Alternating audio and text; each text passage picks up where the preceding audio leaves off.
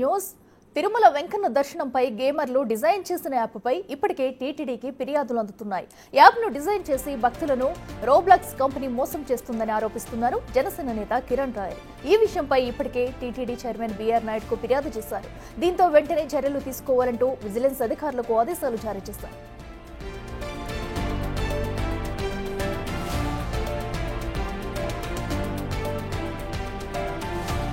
గేమర్లు తిరుమల ఆలయాన్ని కూడా వదలలేదు. ఆలయంలోకి ఎలా ప్రవేశించాలి, ఎలా దర్శనం చేసుకోవాలి అనే విషయంపై ఓ గేమ్ ను రూపొందించారు. ఇప్పటికీ ఈ గేమ్ ప్లే స్టోర్ లో దొరుకుతుంది. ఇందులో ఆలయంలోకి ఎంట్రీ నుంచి స్వామివారి దర్శనం వరకు అన్నింటినీ చూపించారు. అయితే ఇది ఆలయ భద్రతకు ముప్పుగా మారే అవకాశం ఉందని చర్చ నడుస్తుంది. ఇప్పటికే ఈ అంశంపై విజిలెన్స్ అధికారులు విచారణ చేపడుతున్నారు.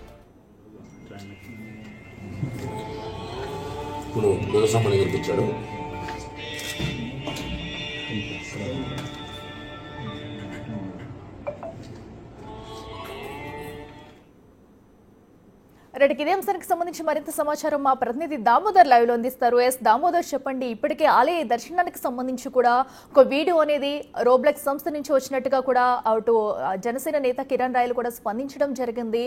సో ఇంకా ఆయన ఏమన్నారు, అలాగే ఎలాంటి చర్యలు తీసుకునే అవకాశం ఉంది? అఖిల, తిరుమల తిరుపతి దేవస్థానం ఏదైతే ప్రపంచ ప్రసిద్ధిగాంచిన అతిపెద్ద హిందూ ధార్మిక సంస్థ, ఈ ధార్మిక సంస్థ పైన కూడా వీడియో గేమర్లు తమ ఆదాయాన్ని పెంపొందించుకోవడం కోసం దేవుని సైతం వదలడం లేదు.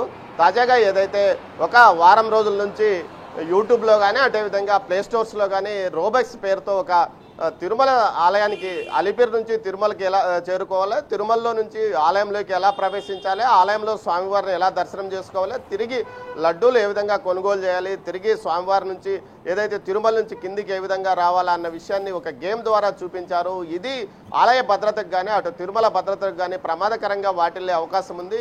పిన్ టు పిన్ అంటే ఆలయంలో ఏ మూల ఏముంది అన్న విషయాన్ని కూడా గేమ్లో తెలియజెప్పారు. ఇది రోబోస్తో రోబోటిక్గా చూపించారు. మొత్తం మీద రోబోస్ అనే సంస్థ దీనికోసం కొంత మొత్తం హుండీ పేరుతో డబ్బులు కూడా డాలర్ల పేరుతో డాలర్ల రూపంలో డబ్బులు వసూలు చేస్తున్న పరిస్థితి.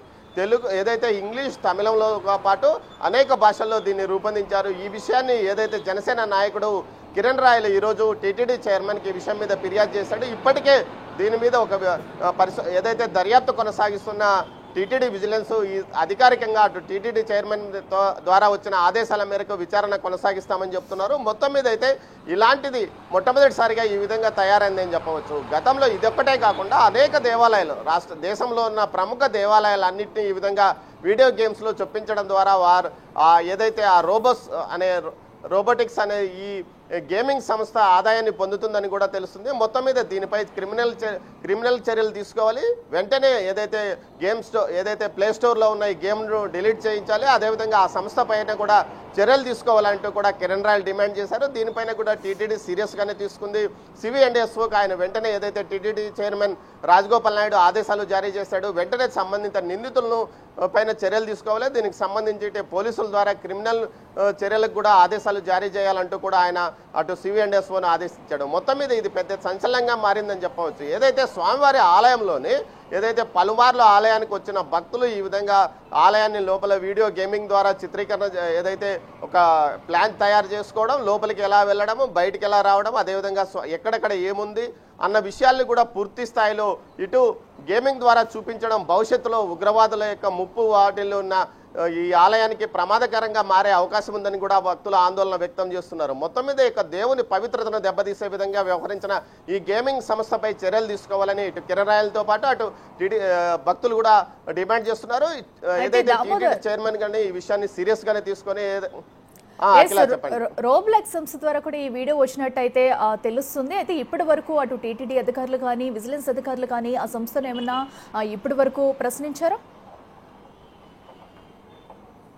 ఏదైతే సైబర్ క్రైమ్ పోలీసులకు ఈ విషయాన్ని తెలియజేశారో సైబర్ క్రైమ్ పోలీసుల ద్వారా వారిని విచారణకి రమ్మని ఆదేశాలు జారీ చేసినట్టు తెలుస్తుంది. మొత్తం మీద ఈ సంస్థ ఎక్కడి నుంచి అప్లోడ్ చేశారు, ఏదైతే గేమింగ్ సంస్థ ఎక్కడ పనిచేస్తుంది, అది ఇండియాలో ఉందా లేకపోతే బయట ఉందా, బయటనున్న వ్యక్తులకు వారు ఎవరు ఈ మొత్తం గేమ్ తయారు చేయడంలో ఎవరు పాలు పంచుకున్నారు అన్న విషయం మీద కూడా తాము దర్యాప్తు చేస్తున్నామని అటు పోలీసులు ఏదైతే సివిఎండ్ఎస్ ఏదైతే టీటీడీ విజిలెన్స్ అధికారులు చెప్తున్నారు. మొత్తం మీద దీనికి సంబంధించి టీటీడీ కూడా చాలా సీరియస్గానే ఈ ఇష్యూ తీసుకుంది. గతంలో ఏదైతే నకిలీ వెబ్సైట్ల ద్వారా పెద్ద ఎత్తున భక్తులను మోసం చేయడము, ప్రసాదాలు పంపిస్తాము, అదేవిధంగా టికెట్లు ఇస్తాము, స్వామివారి దర్శనాన్ని ఈజీగా మేము అందుబాటులోకి తెస్తామంటూ పెద్ద ఎత్తున భక్తులను మోసం చేస్తున్న ఈ సంస్థలు ఏకంగా ఇప్పుడు స్వామివారి ఆలయాన్ని ఒక గేమింగ్ ప్లేస్గా మార్చడం మాత్రం ఇది చాలా తీవ్రమైన తప్పుగా ఇటు టీటీడీ భావిస్తుంది, అది భక్తులు కూడా భావిస్తున్న నేపథ్యంలో వీరి విషయంలో పూర్తి స్థాయిలో అటు వారి ఆనుపానులు తెలుసుకుంటాం, ఖచ్చితంగా వారిని శిక్షిస్తామని కూడా అధికారులు చెప్తున్న పరిస్థితి కనిపిస్తుంది. అఖిల,